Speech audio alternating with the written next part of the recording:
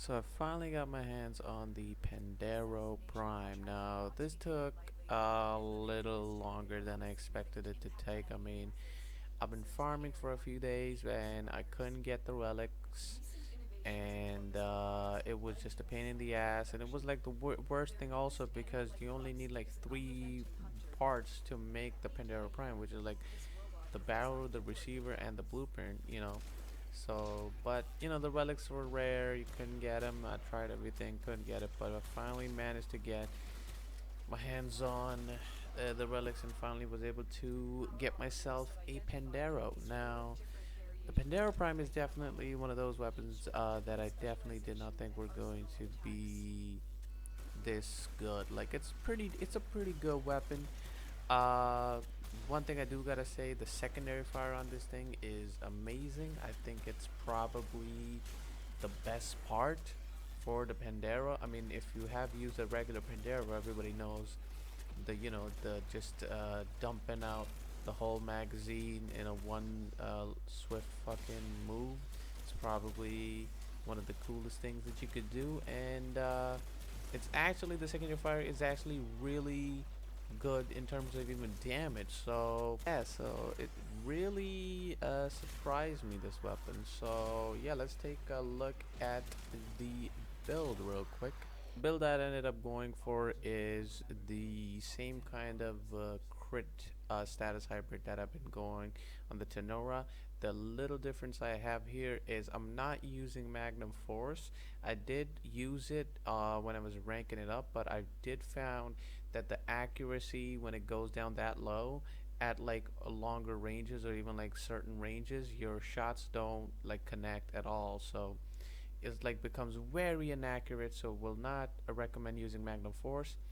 But you do have your normal mods, of course. You got Horn Strike, Pistol, Prime mods, of course, and then you have Barrel Diffusion, Lethal Torrent, and Jolt and Pistol Pestilence, just to get the status up a little bit. And then I have Prime Heated Charge. Now you can use normal Convolution or any other mod here. I just use a Prime Heated Charge to, just so that I can get a little bit more extra damage on this thing.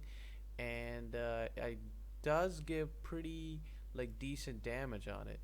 Yeah, I think I'm gonna 3,500, and I think it's okay. If you don't want to use it, it's all right because I know a lot of people probably don't have this mod, might not have this mod or something like that. But yeah, that's basically the build. So the damage on the primary fire is pretty decent. I think I was getting like about 6 to 8 shots on like a level 135 heavy gunner, which is not bad. If you tone it down to like a level 100, you think it will be less. So the primary fire is pretty decent. Does have a lot of recoil, does have a lot of kick to it. So I think getting used to the recoil is probably going to be one of the things that you might have to do. But the secondary fire is probably one of the best things about this weapon because it just fucking annihilates anything. Like it's very good in in terms of like the secondary fire is like, I think secondary fire is like the better than the primary because primary has a lot of recoil. So getting headshots with the primary, especially at range, is going to be like very hard to do. But for some reason, like the secondary fire is like a lot accurate and does a lot more damage also. And also this thing has like a pretty quick reload, so you're gonna be able to spam your secondary fire a lot.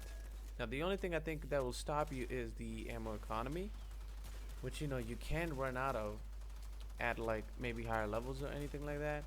But honestly, I'd say this is a very good weapon. Is very decent and also very fun weapon because you could just use your secondary fire and spam the shit out of it on enemies, and it's very fun to play around with. Feel bad, it's not bad as I said.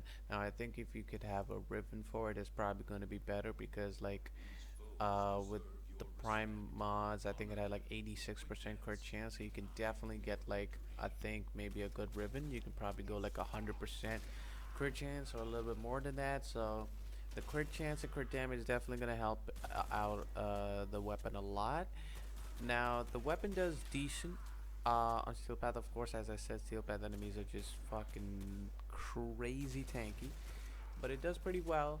You do tend to run out of ammo. That's a steel pad thing. You know, anything that has a ammo economy is going to run out of ammo on steel pad, but it does pretty well. And I think if you had like other forms of getting ammo, or if you had like some way to buff yourself, you know, like a cavat, or maybe you know you could have like like a subsumed ability or something that gives you a bit more damage on it.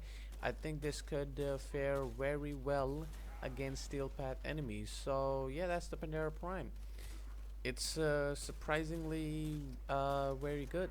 Like I did not think that it was gonna be pretty good, but it is, and it's also fun to play around with. But of course, because the secondary fire is, you know, very fun.